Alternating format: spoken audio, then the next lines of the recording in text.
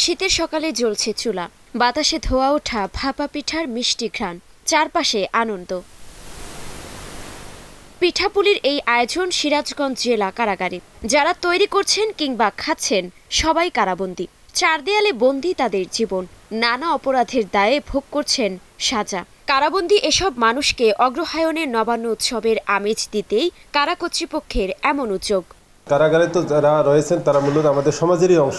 তাদের আসলে মানসিক এবং সাংস্কৃতিক যে একটি বিষয় আছে, আমাদের পিঠা উৎসব বাঙালিদের, এই বাঙালিদের পিঠা উৎসবে তাদের অংশগ্রহণের জন্য তারা নিজেরাই পিঠা তৈরি করছেন এবং নিজেরাই উৎসব মুখর পরিবেশে আসলে উপভোগ করছেন।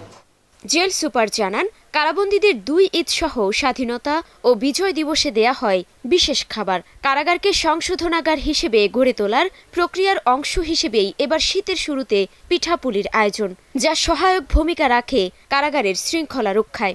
বন্দীদের মনের আশা, তাদের চাহিদা ছিল, তারা ইচ্ছা করেছিল, সেই তাদের চাহিদার পূরণের জন্য, তাদের মনের আকাঙ্ক্ষা পূরণের উদ্দেশ্যে আমাদের এই প্রচেষ্টা, এই আয়োজন। বুধবার সকালে কারাবন্দী 48 নারী সহ 1150 জন কয়েদিকে দেয়া হয় ভাপা পিঠা।